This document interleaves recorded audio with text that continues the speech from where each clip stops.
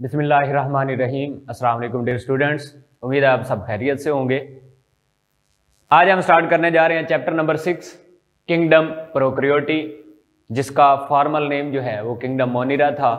असल में जब 5 किंगडम सिस्टम रॉबर्ट विटकर ने 1969 में दिया था तो उस वक्त उसने जो नाम सजेस्ट किया था इस किंगडम था वो किंगडम मोनिरा था।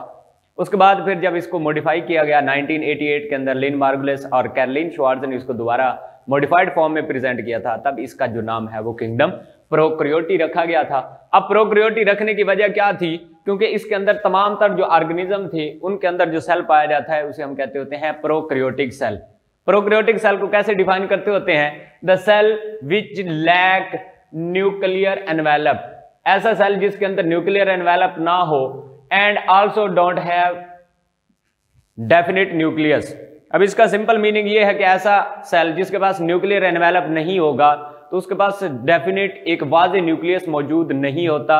ऐसे सेल को हम प्रोकैरियोटिक सेल कहते हैं। जैसे कि आपको इस डायग्राम के अंदर नजर आ रहा है कि यहाँ पर सिंपल ये साइटोप्लाज्म है और इस साइटोप्लाज्म के अंदर ये क्रोमेटिन जो मटेरियल है वो बिखरा पड़ा है, ये इसके बाहर कोई भी न्यूक्लियर एनवेलप मौजूद नहीं है। तो ऐसा सेल जिसके पास न्यूक्लियर एनवेलप ना हो और उसके पास डेफिनेट न्यूक्लियस मौजूद ना हो, ऐसे सेल को हम क्या कहते हैं? प्रोकैरियोटिक सेल कहते होते हैं।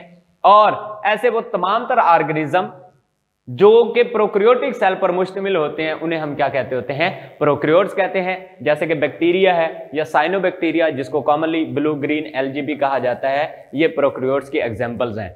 इसकी डिस्कवरी ऑफ बैक्टीरिया वाला जो टॉपिक है वो आपके स्मार्ट सिलेबस का हिस्सा नहीं है, लेकिन फिर भी इसके थोड़ा सा हम डिस्कस करेंगे कि फर्स्ट टाइम जो माइक्रो ऑर्गेनिजम्स हैं वो 1673 के अंदर 1673 के अंदर एक साइंटिस्ट था एंटी वान लीवनहुक, उसने फर्स्ट टाइम इसको डिस्कवर किया था और इसने जो इसको नाम दिया था वो नाम दिया था एनिमल्क्यूल्स का।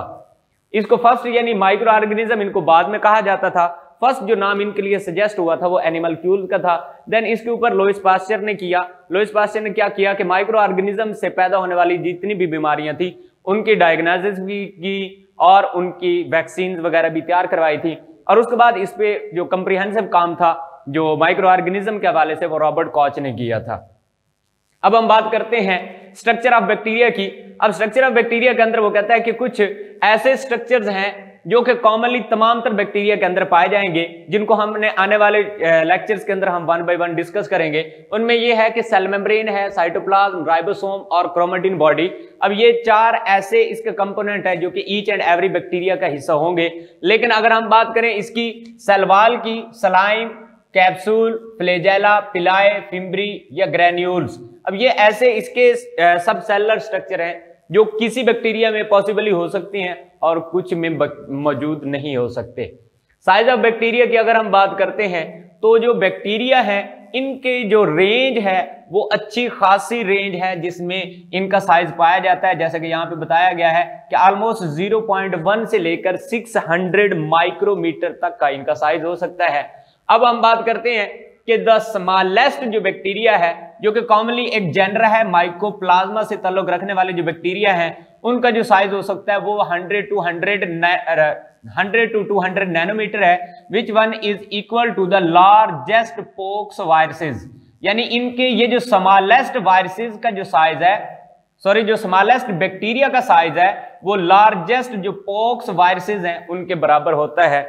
जबकि अगर हम बात करें एस्चेरिचिया कोलाई जो कि एक बेसिलस एक रॉड शेप बैक्टीरिया है, उसका जो साइज होता है उसकी विड्थ है 1.1 to 1.5 माइक्रोमीटर, जबकि जो उसकी लेंथ है वो 2 to 6 माइक्रोमीटर की हो सकती है। इसी तरह से स्पाइरोशीट, स्टेफिलोकोकाई और स्ट्रेप्टोकोकाई की दी हुई है 0.75 से 1.25 तक जो है वो इनका साइज हो सकता है।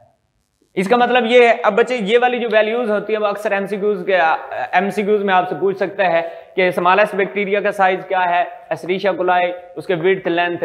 अब इसके अलावा इसी के साथ एक येलो बॉक्स दिया हुआ है जहां से अक्सर शॉर्ट क्वेश्चन आता होता है, describe the largest bacterium still discovered. वो कहता है कि अब तक जो सबसे बड़ा बैक्टीरिया अब तक डिस्कवर हो चुका है उसका नाम है जी एपोलोपिशियम फिशलसोनी। उसका नाम बताया गया है। कहां से डिस्कवर हुआ था? That was discovered from the intestine of brown surgeon fish। एक ब्राउन फिश है उसका नाम है जी अकैंथरस निग्रोफस्कस। उसकी इंटेस्टाइन से डिस्कवर किया जाने वाला बैक्टीरिया है एपिलोपिसियम फिशलसोनी, जिसको अब तक का लार्जेस्ट बैक्टीरियम का नाम दिया गया है।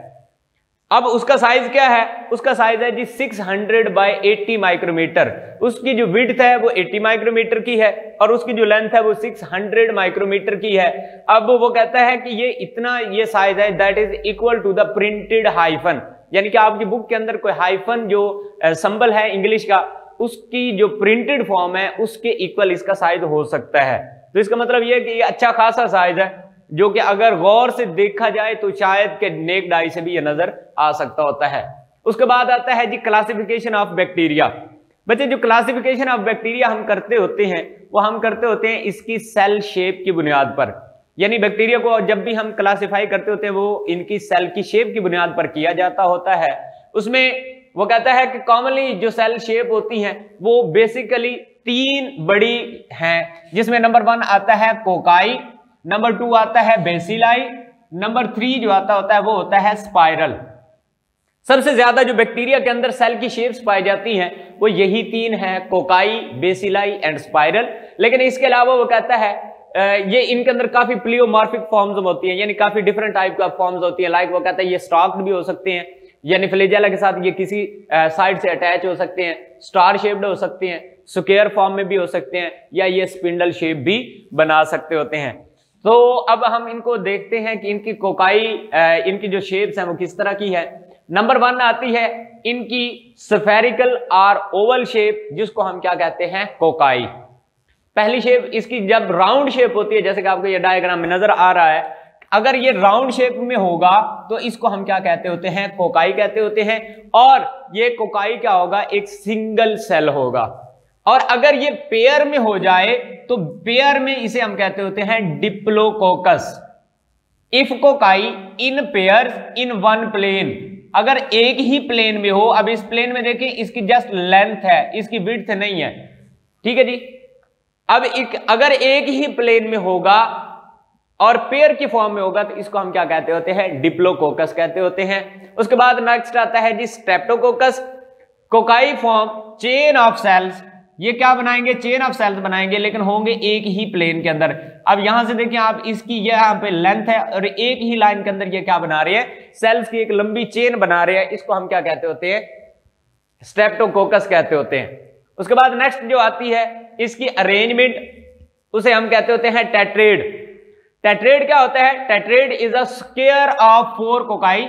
ये 4 कोकाई का एक कंप्लीट स्क्वायर है, बट इन 2 प्लेन्स, लेकिन होगा किस प्लेन में 2 प्लेन के अंदर। अब देखिए ये वाला है, यहां पर इसकी हाइट इसकी लेंथ भी है और इसकी विड्थ भी मौजूद है।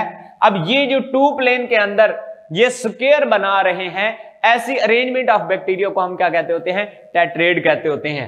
यहां पर सिंगल प्लेन की बात हो रही थी, डिप्लोकोकस सिंगल प्लेन के अंदर पेयर में होगा और जो स्ट्रेप्टोकोकस होगा वो सिंगल प्लेन के अंदर चेन बनाएगा। जबकि अगर वो 2 प्लेन के अंदर वो स्क्वायर बना रहा है, यानी कि 2 इधर हैं 2 यहां पर मौजूद है, इसकी लेंथ भी है इसकी विड्थ भी है। आप फिजिक्स के अंदर 2 डायमेंशन 3 डायमेंशन पढ़ चुके हैं, तो ये 2 डायमेंशन के अंदर जो है ये 4 कोकाई मिलकर स्क्वायर बना रहे होंगे, इसको हम क्या कहते हैं टेट्रेड कहते हैं। उसके बाद नेक्स्ट आता है जी सारसीना। सारसीना क्या होता है? Sarcina is a cube of 8 cocci in 3 plane. 3 plane के अंदर 8 कोकाई मिलकर क्या बनाएंगे एक क्यूब बनाएंगे। जैसे कि आपको यहां पे नजर आ रहा है कि ये 4 जो मैंने ग्रीन कलर से शो किए हैं, 4 बैक साइड पे हैं, 4 उसके सामने हैं। ये 4 और 4 8 जो है वो मिलकर क्या बना रहे हैं एक क्यूब बना रहे हैं। अब इसमें इसकी एक यहां पर एक विड्थ भी है, यहां पर इसकी लेंथ भी है और यहां पर इसकी हाइट भी है। ये जो 3 प्लेन के अंदर जाकर ये क्यूब बन रहा है 8 कोकाई का, इसे हम क्या कहते हैं सारसीना कहते हैं। उसके बाद नेक्स्ट आता है, इसे हम कहते होते हैं स्टेफलोकोकाई। स्टेफलोकोकाई कहता है 1 division occur in random plane, random without any plane अगर पड़े हो कोकाई काफी ज्यादा इकट्ठे हुए पड़े हो तो उसको हम क्या कहते होते हैं स्टेफलोकोकाई कहते हैं। तो ये कोकाई की बेसिकली ये आप कह लेंगे 5 डिफरेंट टाइप्स हैं।